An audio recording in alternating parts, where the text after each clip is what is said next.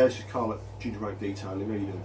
I was going to do a bike wash tutorial today, that's gone out the window with the snow, so I want to talk to you about some of the brushes and bits and bobs I use to make my life a little bit easier.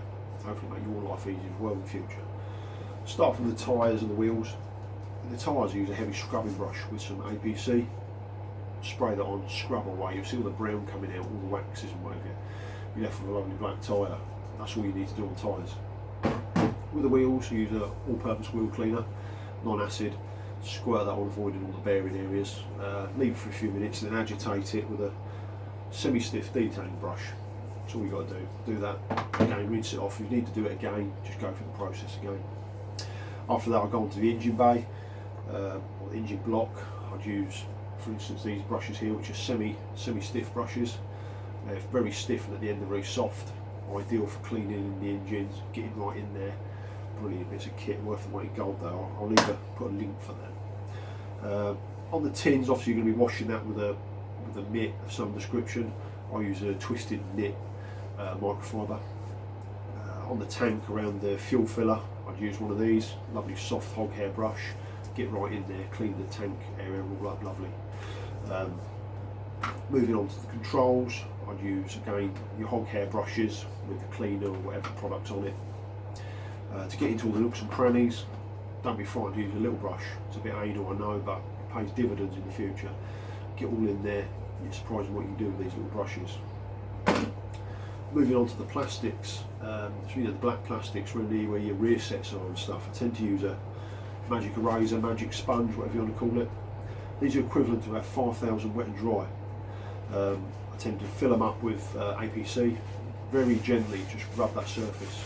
By rubbing the surface, you're taking all the little feathers of plastic off where you've been rubbing your feet. You won't be able to see them, but you'll notice that your plastic will lay flat and look a lot better. If you get this anywhere else on your bike, it's not the end of the world, it's 5,000, so polish off fairly easily. Obviously avoid real high shine stuff, otherwise you're going to have to polish it, and that's the end of it. So, if you don't want to buy brushes, you can use old paint brushes. I've had this for about 15 years, it's my go-to brush for engine bays these days, on cars mainly. If you're worried about damaging it, you can wrap some black insulation tape around there, fill your boots. It'll last you a lifetime, that brush. Cheap as well, you can buy them for a pack of 10 or whatever. After that, the other sort of products I'd be using, I use some famous ginger ape clay. That gets used on all the hard surfaces. Brilliant stuff that is. We do it in various grades. It's in a proper colour as well, ginger ape colour. That's basically all there is to it, tools wise. Everything else is just elbow grease really. The product, I find the product probably do more for you on a bike than anything you can buy.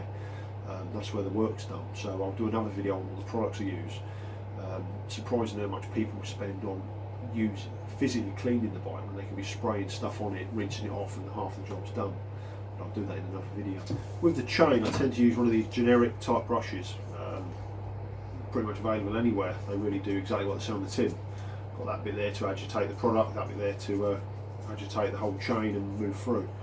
Good bits of kit. You know, most people sell them. Also, I use the semi-stiff detailing brush, and one I've got. That's good as well. A couple of toothbrush type brushes, different types of bristles, depending on what change you're doing. With chain cleaning, I find it's the product you're using to clean it. I'll do that in a later video when I do a full bike wash and show you how to do that, but they're the basic brushes I use to do the whole job, so catch you later.